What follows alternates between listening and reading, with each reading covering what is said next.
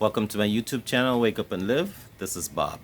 If you haven't yet done so, please like, share, subscribe, and tell someone about my videos. Today we want to talk to you about choosing the right workmen when you're doing construction from abroad. Now, to begin, Jamaicans are among the most ingenious people in the world. They can do just about anything with as little as possible. However, we're not made to be rich by it, obviously, because there's certain shortcomings that we have when we have to do business with others. And so today I want to just give you some little insights into how to avoid the pitfalls of choosing the right guy for your construction work. All right. So to begin, once you've decided that you are going to build and you've had everything taken care of, you've chosen your spot, you've had your plan drawn and all the money set aside and everything, the next thing to do is to build. But before you build, I want you to make sure that you are familiar with an organization known as Incorporated Master Builders of Jamaica. Now, that's the official, it's not a government organization, but it's authorized by the government to set rates, workman rates. All the rates you need dealing with construction are set and discussed by this organization. All right, I'll put the instruction how to get to it in the link in the description below, and so you can go ahead and look at that. All right. So when you're choosing someone, let me also apologize ahead of time. It's a lot of mosquitoes out here. God knows why I do these videos outdoors, but I just love to do them outdoors. But in my backyard, there are like a million mosquitoes. So forgive me ahead of time if you see me clapping or leaning over to do stuff, because mosquitoes are just, they're killing me. All right, so when you're choosing someone to do your construction, you're requiring a skilled mason, someone who has been around the block, who knows how to do the things that they say they know how to do. Whether it's a skilled mason or a laborer, you want to make sure that they are skilled. All right, you need someone that has their tools. You'd be surprised to know how many times you hire people and they have to go somewhere else to borrow tools, or they'll make some excuse about not having this or that. Try to avoid that. You need someone who has their tools.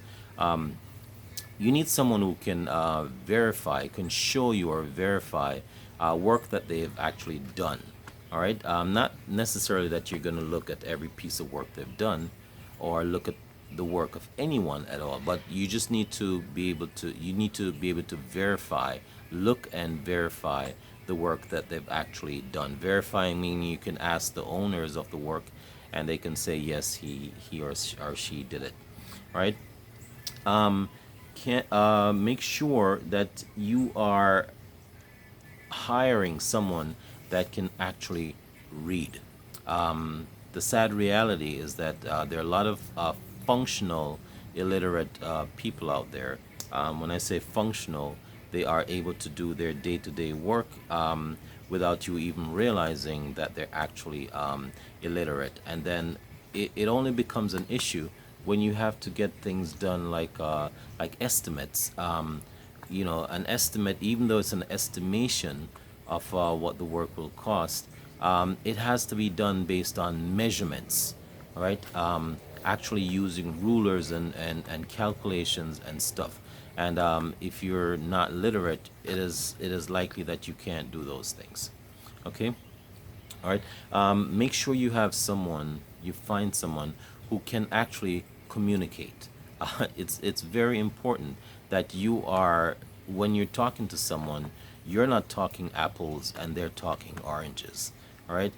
Because from experience, I know I've talked to people a lot of times working for me, and they've told me, "Oh, but you said so and so, Mas Bob, you told me this and that, or this and that, and I said no, I didn't tell you that. That's what you heard, but what I told you was so and so. So just be careful that you find someone who can actually communicate clearly, uh, you know, that they understand an agreement. All right. Make sure you're choosing someone responsible. Okay. Don't just pick up any little Tom, Dick, and Harry. Find someone who's responsible. You can make a good judgment at times, most times, whether or not the person's actually responsible. Choose a responsible person to do your work. I promise you, it will be a lot less headache for you. Now, those are just some of the requirements you need in a good workman. But there are some pitfalls that you need to avoid. All right. How do you avoid those pitfalls? There are certain warning signs that you must be aware of. All right. Based on my experience, avoid people, workmen, who talk too much. All right. They'll talk too much. They'll oversell themselves, and in overselling themselves, I'll tell you this: there are a lot of workmen, tradesmen, who wants to charge you master builder's rate, but they are not master builder quality.